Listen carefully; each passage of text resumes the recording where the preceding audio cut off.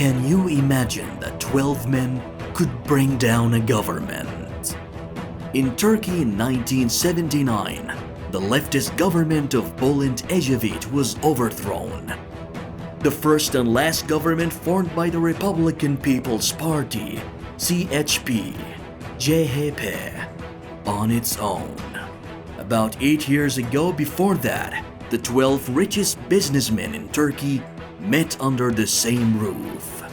They laid the foundation stone for the oligarchy. Then they signed a protocol after 1 month from the coup in March. Those men had realized that their political power and influence were in danger after the sudden rise of conservative parties. What was their decision? They decided to create an independent economic group that can impose its agenda on the governments of Turkey. The group has grown and become bigger later. It was called TÜSİAD.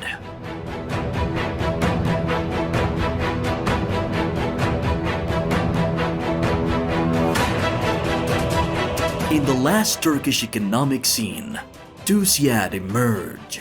In the same period, MÜSİAD appeared.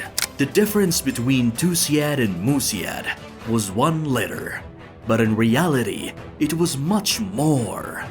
What is TÜSİAD and what is MÜSİAD? Against governments.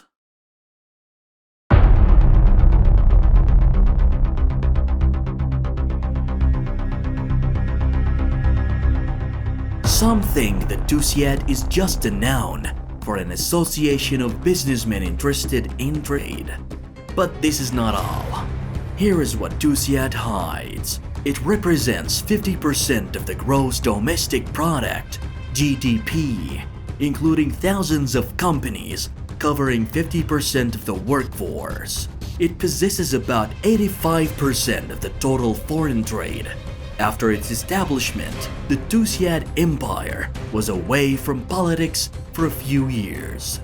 But after 1979, TÜSİAD started publishing advertisements in newspapers against the government, demanding early elections or resignation, obstructing the government by creating crisis, food monopoly, making citizens stand in queues to buy their supplies, working on raising prices.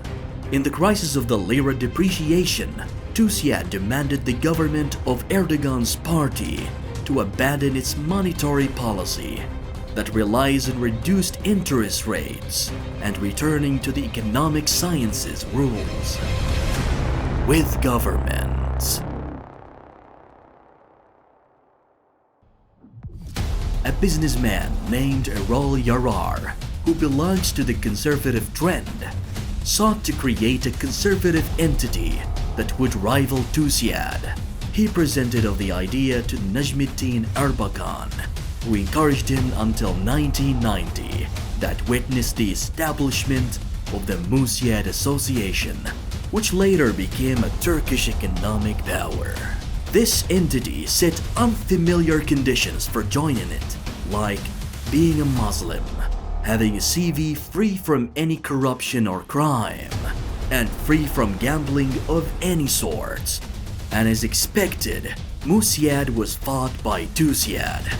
It tried to destroy MÜSİAD like any other opponent. But after a few years of its foundation, MÜSİAD was getting bigger and bigger. More than 10,000 entrepreneurs joined it. They owned 60,000 companies. 1 million Turkish citizens work there. It is active in 95 countries around the world. It contributes to about 18% of the Turkish output. Thus, MÜSİAD became an empire that surpassed TÜSİAD in number, but it is less in power, money, and wealth.